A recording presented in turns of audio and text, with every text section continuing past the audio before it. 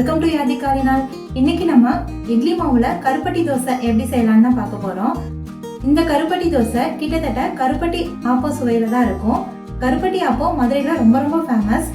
காலையில நம்ம சீக்கிரமே போனாதான் கிடைக்கும், கொஞ்சம் லேட்டா போனா கூட கிடைக்காது. இந்த கருப்பட்டி ஆப்பம் செய்யறதுக்கு அவங்க தனியா மாவு அரைப்பாங்க. இன்னைக்கு நம்ம இட்லி மாவுல எப்படி செய்யலாம் அப்படின்றத பார்க்க போறோம். இன்னைக்கு நம்ம இந்த கருப்பட்டி தோசை 3 விதமா செய்ய போறோம். அதனால வீடியோவை ஸ்கிப் பண்ணாம பாருங்க. வாங்க எப்படி செய்யறதுன்னு பார்க்கலாம்.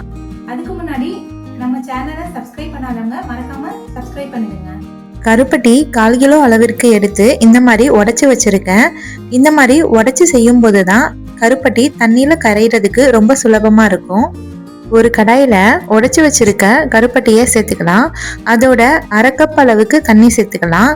இல்லைன்னா கருப்பட்டி மூழ்கிற அளவுக்கு தண்ணி சேர்த்தா போதும். பாகுபதத்துக்கு வர தேவையில்லை, தண்ணியில கரைஞ்சா மட்டும் போதும். ஒருவேளை உங்ககிட்ட கருப்பட்டி இல்லைன்னா வெல்லம் யூஸ் பண்ணியும் செய்யலாம். கருப்பட்டி முழுமையா கரையிறதுக்கு ஒரு கொதி வந்ததுக்கு அப்புறம் கரெக்டா 1 நிமிஷம் ஆச்சு. பாருங்க, கருப்பட்டி சின்ன துண்டு கூட இல்லாம முழுமையா கரைஞ்சு வந்துடுச்சு. இந்த கருப்பட்டி கரைசலை நல்லா ஆற வச்சுட்டு வடிகட்டணும்.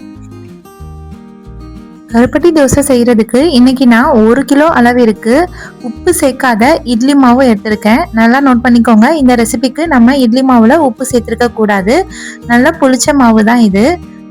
நல்லா கெட்டியா இருக்கணும். பாருங்க, உங்களுக்கு வீடியோல பார்க்கும்போதே தெரியும் மாவு எவ்வளவு கெட்டியா இருக்குன்னு. இதோட 1/4 கப் அளவுக்கு அரிசி மாவு சேர்த்துக்கலாம். இது 40 கிராம் சேர்த்துட்டு இந்த அரிசி மாவு கட்டி தட்டாம நல்லா கலந்து விட்டுக்கோங்க.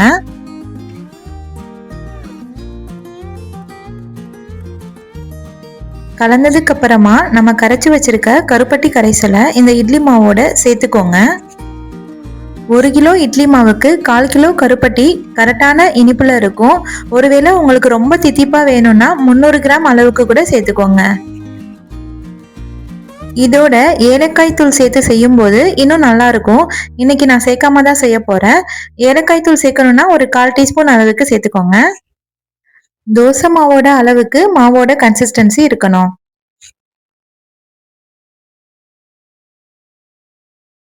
இன்னைக்கு நம்ம 3 விதமான சுவையில செய்ய போறோம்.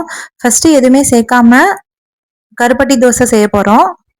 நம்ம மாவுல கருப்பட்டி சேர்த்திருக்கனால திருப்பி போடும்போது கொஞ்சம் பார்த்து திருப்பி போடணும்.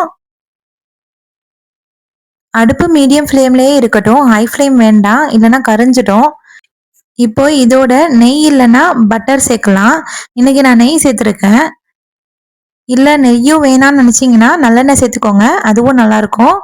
இன்னைக்கு நான் நெய் சேர்த்து செய்யறேன். 2 பக்கமும் நல்லா வெந்ததுக்கு அப்புறம் எடுத்துட வேண்டியதான். இதோட சுவை ரொம்ப அட்டகாசமா இருக்கும். 2வது இதோட முட்டை சேர்த்து செய்யலாம். முட்டை உடைச்சு விட்டு அது மேல நல்லா படுற மாதிரி கலந்து விட்டுக்கோங்க. கருப்பட்டி தோசைக்கு முட்டை சேர்த்து செய்யும் போது எண்ணெய் சேர்த்து செய்யுங்க. எண்ணெய் சேர்த்து செய்யும் போது இடுப்பு வலிக்கு ரொம்ப நல்லதுன்னு சொல்லுவாங்க. அதனால அடுத்து இதோட தேங்காயை துருவியும் சேர்த்துக்கலாம். இல்லைன்னா இந்த மாதிரி சின்ன சின்ன பீஸா கட் பண்ணியும் சேர்த்துக்கலாம். இனிப்பு தோசையோட இந்த தேங்காயை கடிச்சு சாப்பிடும்போது ரொம்ப அட்டகாசமா இருக்கும். தேங்காயை சேர்த்துட்டு இந்த மாதிரி லைட்டா அமுத்தி விட்டுக்கோங்க. இதுக்கு நான் நெய் சேர்த்து செய்யறேன். இதே மாவை நம்ம பணியார சட்டியில ஊத்தி பணியாரமாவும் செஞ்சு சாப்பிடலாம், அதுவும் நல்லா இருக்கும். அவ்வளவுதான் ஃப்ரெண்ட்ஸ். இந்த ரெசிபி உங்களுக்கு பிடிச்சிருந்துச்சுன்னா லைக் பண்ணுங்க, கமெண்ட் பண்ணுங்க. இன்னொரு வீடியோல பார்க்கலாம். Tata, bye bye.